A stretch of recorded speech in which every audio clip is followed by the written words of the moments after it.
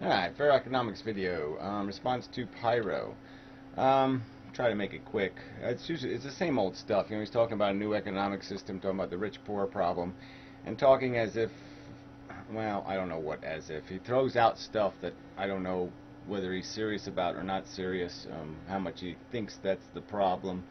I mean, it seems like he's identified the problem that yes, there's too many rich, you know, the rich have gotten too rich, and so you have to have mechanisms that stop people from getting too rich. And the simplest mechanism is not to allow people to inherit, okay, preposterous amounts of money, and that breaks that stream. But he was also implying that somehow the rich have stagnant capital, like somehow the problem is the rich have money that somehow isn't working money, that it's not somehow in the economy. And that's just a fallacy. Any money that's in a bank is in the economy. So, you know, you could put $1 billion in the bank and your money is in the economy. It's working. It's not in your mattress. All right, nobody holds cash in their mattress. Nobody holds cash because they know cash devalues. So there's already enough built-in inflation in the economy that nobody wants to just hold cash. Except now, you know, because everything's going to turn to shit. And the cash might be turning into shit soon too, because the government's printing cash to buy its debt, to buy bonds, to buy more debt, to buy the old debt. And that's the real problem. Is there's nobody's going to be able to buy the debt that exists. No one's going to want it because everybody knows it's no good. Why would you buy debt that you know is not going to get paid back? And under some delusion that, okay, well, they'll maintain the system for another 5 years and I'll be able to get away with it.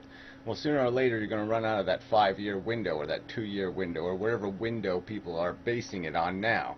So right now there's people still invested in the economy. They're still invested in the dollar, even though the writing's on the wall, all right, that the dollar's got to be turned to shit, or the stock market has got to be crashed. But I mean, you have to do one of these two things to get rid of the debt that exists. The existing debt cannot be paid. That's just a fact, a gigantic percentage of it, and that's the real problem. You know, it's irritating that these charts. I'll put one in the this side of the video there. The modern mystic was using, and they always talk about, you know, debt as a percentage of GDP, and it's just pointless. Alright, because all this debt creates the GDP, so there's no point in doing debt in relation to GDP. You have to find something else to judge the economy based on, like how much it costs for the average person to feed themselves for a day, or some other commodity, some other standard to judge, you know, what value something is at. But to do it based on GDP is just pointless, because every bit of debt you throw into the economy ends up becoming part of GDP. So it's just kind of silly. It has nothing to do with real production, because there's too much crap in that number. Too much of this borrowed investment. And that's a tricky word, this whole investment thing. I mean, in a sense, investment should only be, there only should be one kind of investment, socially productive. There should only be one kind of venture capitalist, and that should be we the people. And you know, profit should always be to an entity that will do something responsible with it, especially that kind of profit on merely growth in the economy. And so now there's a whole bunch of profit streams from all this debt, from all these IOUs. There's all these profit streams that have nothing to do with work, have nothing to do with real production, just have to do with ownership. And that's just bullshit. And we got 1 million people working out there for making tons and tons of money, huge giant salaries, and they don't do a goddamn bit of really productive work. They're not designing space shuttles, and they're not designing nuclear power plants, and they're not doing anything else. They're not doing a goddamn thing that's called productive work. The higher your salary is, the less likely it is that you're doing anything productive. I mean, once it gets over $100,000. That's just a fact. So there's a lot of dead wood at the high end. Okay, it's not the cream at the top, it's the fat at the top. And yeah, the mechanisms are, you know, the point is there's got to be every incentive to pay, to profit. Profit streams should be about work. You should get paid to work. You shouldn't get paid not to work. You shouldn't get paid to own. Ownership should not entitle you to a salary. Possessing a surplus should not entitle you to a salary. Having a surplus should mean exactly what it is, a surplus. It should be something that exists that maintains its value, but it doesn't glean you a profit. You shouldn't be profiting off surplus, and as soon as you do, you're a blight on society. You're a blight on civilization. It's that simple, and you'll start creating these IOUs that are merely rental contracts, and when there's too much rent in a society, it's doomed, it's screwed, it's fucked.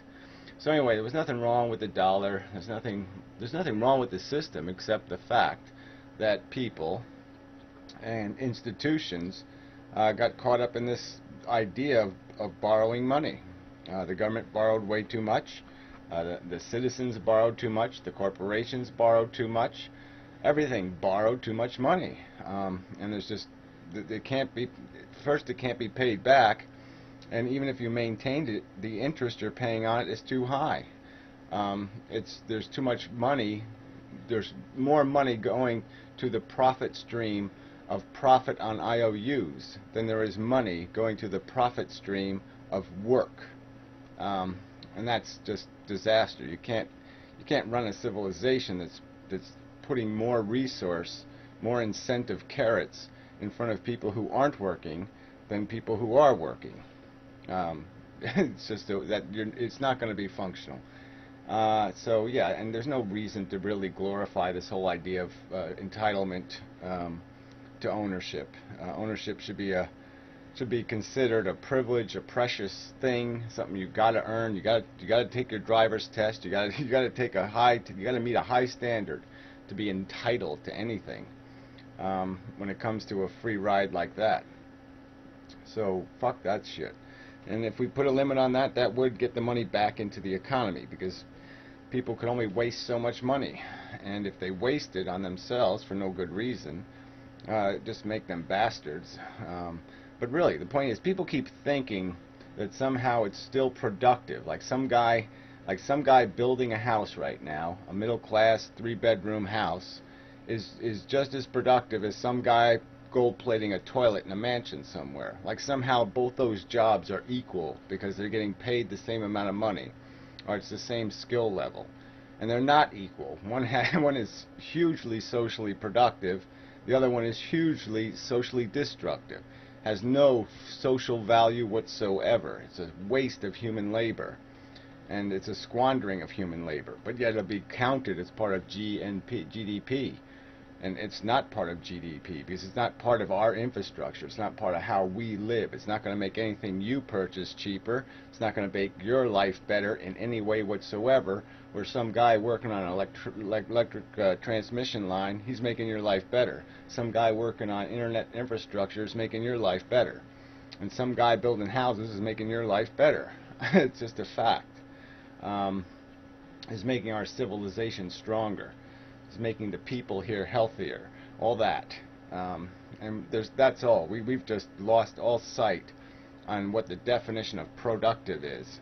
Nobody even wants to touch that word. They don't even think that, what, you have to be productive? You mean I can't make a living spamming the internet? I can't make a living just harassing people, stealing their money? That somehow I can't still consider myself a productive and decent and good citizen if I'm doing that? Well, that's right, you can't. You're a shithead. You're a useless piece of crap. You're a blight on civilization. And people have to get a grip on this crap.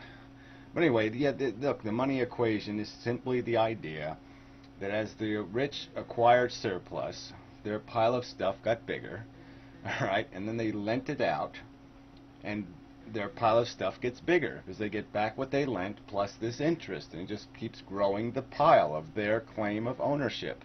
And so as they keep acquiring ownership, we end up renting.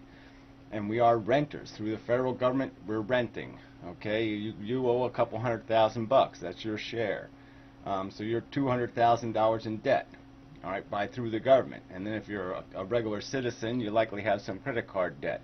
And then you have some, maybe you took a second mortgage, or maybe you did something else, and so you're in more debt. And that's the problem here, is that the system, we're all renters, we're all serfs already. And we just haven't been put in the position where we truly realize it yet. But that realization is going to come and smack us right in the head. And we're all going to be obliged to work for, whatever, $4 an hour, 3, 2, 1. We're going to have to compete with the Chinese. And yeah, people might get it then. You know, when they have no life at all and are living to eat, are working to eat, yeah, then they're going to get it. But it's going to be too late to get it then, and then you just get chaos and you get bullshit, and we're all ruined. But if they do this in a rational way, where they just admit what the problem is, that the debt has to be written off, and the way to write it off is to hurt the people at the top, the 3% that own 80%, maybe 90% of that debt is held by a tiny, tiny, tiny percentage of the human race. And so we have a choice. We can hurt most of the human race. We can destroy everybody, the 70 or 80% of the people. We can destroy their quality of life. We could kill maybe 10 or 20% of those people too. I mean, outright just kill them because of the circumstances that will be created. Or we can inconvenience the richest people in the world and tell them, well, now you can be millionaires, you can't be billionaires. All right, we're going to knock you down. Okay, you can have a nice lifestyle, a comfortable lifestyle. You don't have to do any work for the rest of your fucking life, and you can live a nice, comfortable life. But now you can't have 4 jets, and you can't have 17 houses, and you can't have this, and you can't have all this other crap you think you're entitled to. That game is over. The human race needs its resources back. The human race needs its ownership back. It has to redistribute it to the people so they can invest in their life, so they can own their fucking life.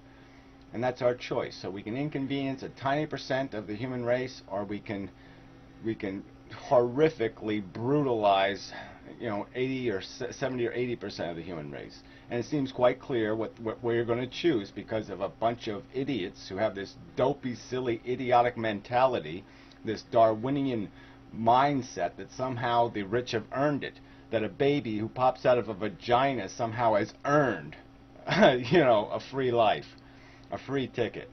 Why? Because they think they're entitled to give their kids privileges and cheats in the race. And they won't even put a limit on it. They won't put even a reasonable limit on it. They'll not only let their kid run against disabled kids and feel okay about it, they'll give their kid a head start and feel okay about it, but they'll allow some people to give their kids preposterous head starts. Just they're already across the finish line with the trophy in their fucking hand before the fucking whistle blows, and somehow they consider this rational living, a rational system. So it's just humans are too fucking stupid to be believable. They fall for the stupidest ideas. Yeah, cut my taxes and spend more money. Yeah, that makes sense. I mean, it's just so stupid.